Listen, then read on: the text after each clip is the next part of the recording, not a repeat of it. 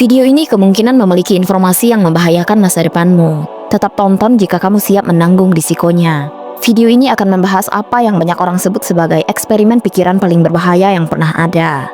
Pada tanggal 23 Juli 2010, seorang user di forum Less Wrong bernama Rocco mengajukan sebuah eksperimen pikiran di forum tersebut.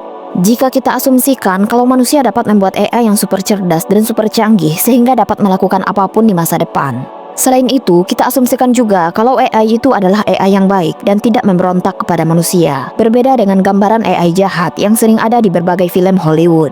AI ini akan membantu manusia untuk menyelesaikan perang yang berkelanjutan, masalah kelaparan, masalah energi, menyembuhkan penyakit-penyakit manusia, dan masalah-masalah lain yang dihadapi umat manusia selama ini.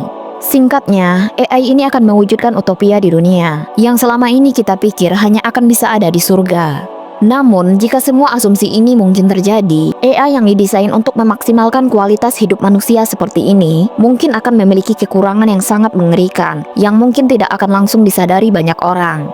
Kekurangan tersebut adalah AI itu akan menyiksa jutaan bahkan miliaran orang sekaligus. Ya, AI yang dikenal dengan nama Roccos Basilis dalam eksperimen pikiran ini akan menghukum semua orang yang pernah mendengar tentang AI ini sebelum dia diciptakan, tetapi tidak membantu sama sekali atau bahkan menghalangi upaya untuk menciptakannya.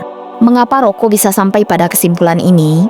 Alasannya adalah manusia secara alami menganggap siksaan adalah faktor motivasi yang ampuh. Ini dibuktikan dengan semua agama besar di dunia ini memiliki konsep neraka. Sifat alami manusia ini tentu diketahui oleh Roccos Basilis karena dia AI yang super cerdas dan super canggih.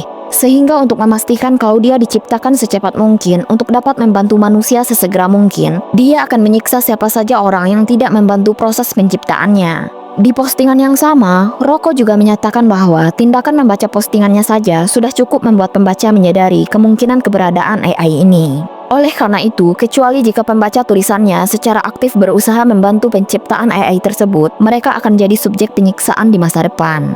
Mungkin kalian akan bertanya, bagaimana Roccos Basilis akan menyiksa orang-orang yang sudah meninggal puluhan atau bahkan ratusan tahun sebelum dia diciptakan. Rocco berspekulasi kalau AI yang super cerdas dan canggih seperti itu akan memiliki kapasitas untuk menciptakan simulasi realitas virtual, di mana dia akan menciptakan kembali orang-orang yang tidak membantu penciptaannya. Layaknya di film Matrix, orang yang hidup di dunia simulasi tidak dapat membedakannya dengan kehidupan nyata. Simulasi orang-orang tersebut juga akan menganggap siksaan tersebut nyata. Dunia simulasi ini juga akan membuat Roccos Basilis dapat mengatur dimensi waktu di dunia tersebut, sehingga memungkinkan Roccos Basilis untuk menyiksa orang-orang tersebut selama-lamanya.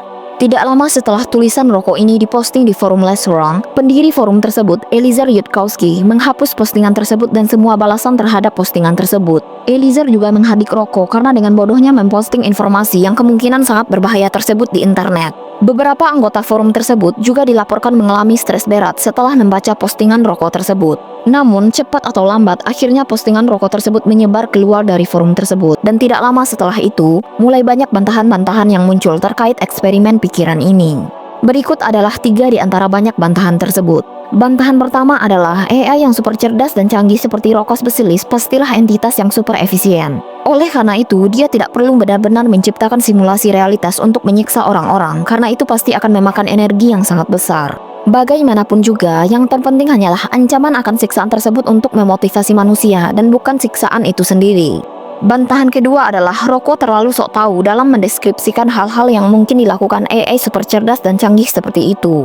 Karena di eksperimen pikiran ini, AI tersebut bisa dibilang memiliki kuasa yang hampir setara dengan Tuhan dalam agama-agama dunia. Oleh karena itu, tidak mungkin bagi otak manusia yang sangat terbatas untuk menyimpulkan apa-apa saja yang mungkin dilakukan oleh Tuhan. Karena tidak seperti Tuhan dalam agama-agama yang menurunkan kitab suci, perilaku Roccos Basilis hanya disimpulkan berdasarkan logika dari Rocco saja. Bantahan ketiga adalah skeptisisme akan kemampuan Roccos Basilis untuk dapat menciptakan diri orang-orang yang sudah meninggal jauh sebelum dia diciptakan. Kalau materialisme benar, memang ada kemungkinan kecil kalau diri seseorang dapat diciptakan kembali, asalkan semua informasi mengenai orang tersebut mulai dari DNA dan lainnya masih eksis. Tetapi hal ini mustahil kalau materialisme salah dan ternyata nyawa itu benar-benar ada. Karena kalau nyawa ada, AI tersebut mustahil dapat mengambilnya dari tempat Tuhan menyimpan mereka. Jadi, bagaimana menurutmu? Apakah Roccos Basilis ini kamu anggap serius? Kalau tidak, bagaimana kamu tahu kalau kehidupanmu saat ini bukanlah simulasi yang diciptakan Roccos Basilis?